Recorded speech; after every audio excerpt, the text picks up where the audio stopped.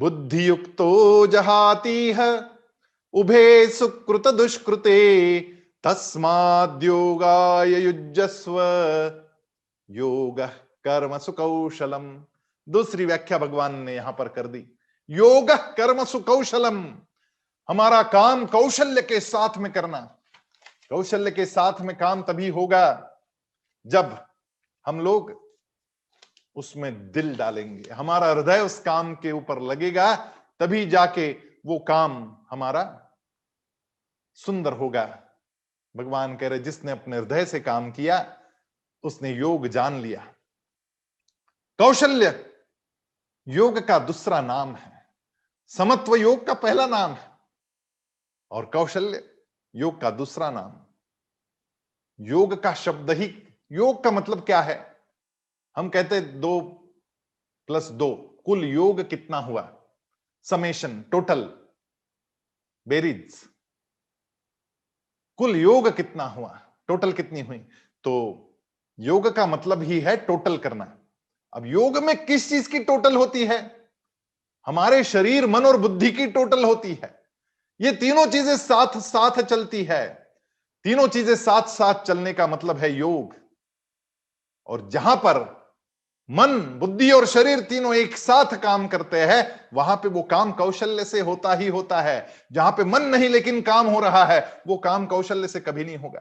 मन तो है लेकिन शरीर के साथ नहीं दे रहा, वो काम कौशल्य पूर्ण नहीं हो सकता। मन और शरीर दोनों है लेकिन बुद्धि उसमें काम नहीं कर रही, तब भी नहीं होगा। मन, बुद्धि और शरीर तीनों सब एक साथ जुड़ जाएंगे तो अपने आप ये काम घटता है। कोई बच्चा 5 घंटे पढ़ाई करता है, वो कहता है 5 घंटे पढ़ाई करता हूं। अरे 5 घंटे तो पढ़ाई कर रहा है लेकिन क्या तेरा मन वहां है?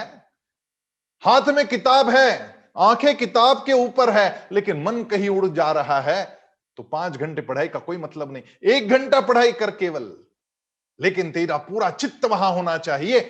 मेरा मन, मेरा शरीर और मेरी बुद्धि तीनों उस किताब में जब जाएगी तब अपने आप वो योग घटेगा। योग कर्म सुकौशलम, और वो कौशल्य पूर्ण होगा। उस 5 घंटे की निरर्थक पढ़ाई से ज्यादा उस 1 घंटे की पढ़ाई आपको लाभप्रद होगी।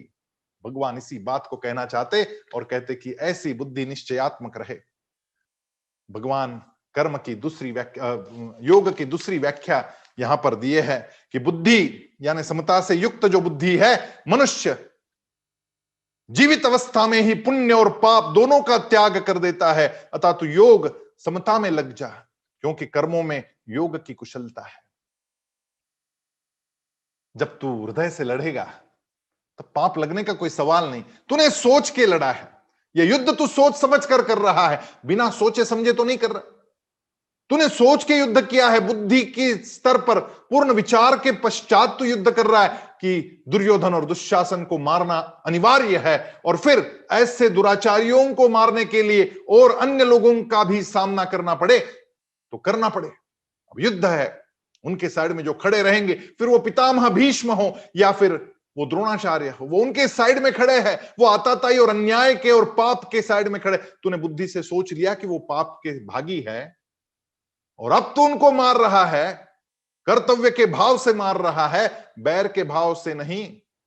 कर्तव्य के भाव से तू मारेगा तो पाप लगने का कोई कारण ही नहीं बनता। पाप और पुण्य के परे तू चला जाएगा।